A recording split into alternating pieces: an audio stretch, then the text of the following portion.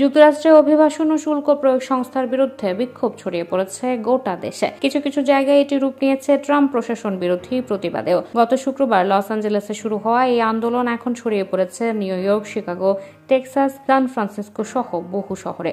গত মঙ্গলবার ম্যানহাটনে শত শত মানুষ রাস্তায় নেমে আসে। দিনভর শান্তিপূর্ণ থাকলেও সন্ধ্যার পর উত্তেজনা ছড়িয়ে পড়ে। নিউ ইয়র্কের আইসিও দপ্তরের সামনে পুলিশ ও বিক্ষোভকারীদের মধ্যে সংঘর্ষ হয়। ভিডিওতে দেখা যায় পুলিশ বিক্ষোভকারীদের হ্যান্ডকাফ পরানোর চেষ্টা করছে।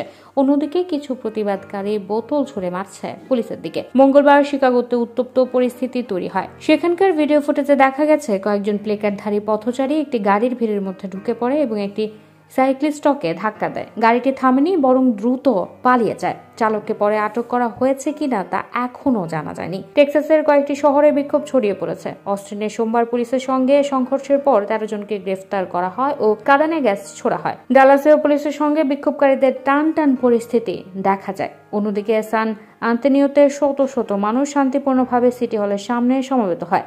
আগামী দিনগুলোতে আরও বিক্ষোভের ঘোষণা থাকায় গভর্নর গ্রেগ অ্যাবট রাজ্যের বিভিন্ন স্থানে ন্যাশনাল গার্ড মোতায়েনের ঘোষণা দিয়েছেন। মঙ্গলবার বিকালে বিক্ষোভের জেরে সান ফ্রান্সিসকো বে এরিয়ার 2টি ইমিগ্রেশন আদালত বন্ধ করে দেওয়া হয়।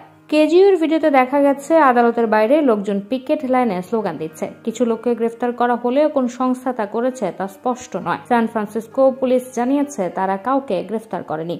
কলোরাডোর ডেনভারেও আইসি বিরোধী মিছিল হয়েছে। পুলিশ মিছিল ঠেকাতে রাস্তাগুলো বন্ধ করে দেয়। যদিও কিছু প্রতিবেদনে কাঁদানে গ্যাস ছোড়ার দাবি করা হয়েছে, তবে ডেনভার পুলিশ তা অস্বীকার করছে।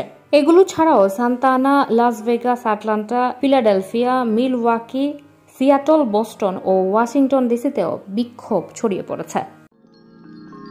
You are watching Raj TV, জাগরণে Bangladesh. Please subscribe our channel.